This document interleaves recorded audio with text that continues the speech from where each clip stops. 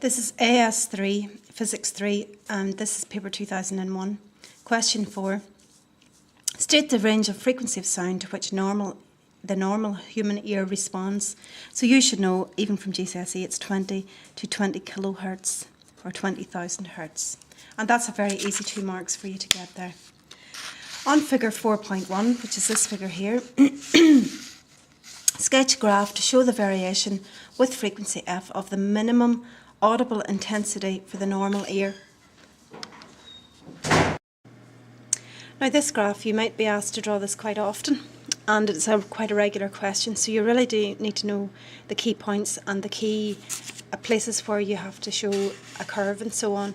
So it shows there from 10 to the 2, which would be our greatest range of hearing, our intensity that we can hear, and it goes down to 10 to the minus 16, but we know that our threshold of hearing is actually 10 to the minus 12, that's our minimum intensity that we can hear, and we can really only hear that at about 2,000 hertz. So this is a curve which has a minimum, and I'm estimating that 2,000 hertz, if that's 1,000 and this is 10,000, then maybe it's at about there. And so we can hear down to that, but only at about 3,000 hertz there. And we can hear from about 20 hertz, so 20 hertz would be about here. So we've a point here maybe, and then we can hear up to 20,000, so that's 10,000, so this would be 20,000, and that would take us up to about 10 to the minus 2 there. And so our ear's more sensitive at different frequencies, and it's most sensitive at about 2,000 hertz there. If you can see 2,000 hertz. This would be about 20,000 hertz, and this is going to take us up here, and this is at 20 hertz, and we're going way up to 10 to the 2. So I'm just going to join that up. It's something like this here. There's 4 marks. There'd be a mark for this minimum. There'd be and at that it happens at about 2,000 hertz and corresponds to 10 to the minus 12 watts per meter squared. There would be a mark for showing that this would be at about 20 hertz, and I think it maybe sometimes asks you to mark those in.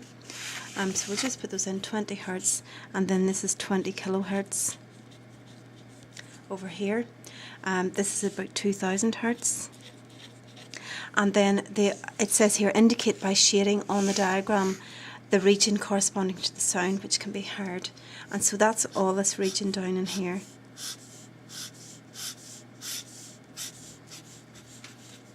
Something like that. And that's a curve that you need to learn. You need to learn that. What is the scientific meaning of the word noise in the context of sound? And really noise is an unwanted sound. So noise is an unwanted sound.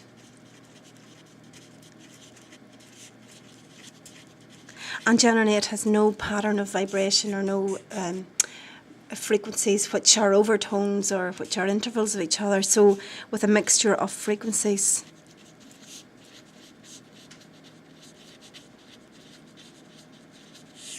And no regular pattern.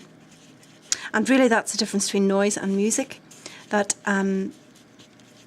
music generally is devised on a scale where there's regular intervals between notes, and that sounds nice to our ear, and generally there's patterns to those notes, but with sound, which is conceived to be noise, then you wouldn't have that nice regular pattern.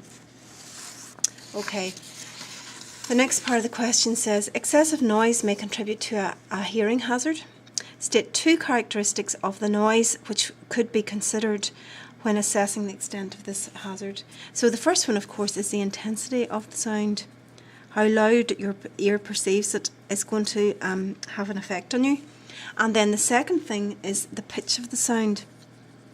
Very high-pitched sound, in particular very high-pitched sound at high intensities, is going to really give you very, very sore ears, and that would be considered to be a hazard. State 2 ways in which the hazard may have an adverse effect on the person. Well, the most obvious one is that there will be a hearing problem or hearing loss, and that may be very severe or maybe just mild. Other things which can happen is that it can cause health problems, and you'd be better saying something about that. These may be psychological, to do with your nervous system and causing stress and anxiety. They could be physiological, which would be causing things like problems with your bowel, your heart rate. If it's a very loud sound, it could, give you a shock and could affect your heart rate and so on. So there's an awful lot of things that sound may have an effect on your health.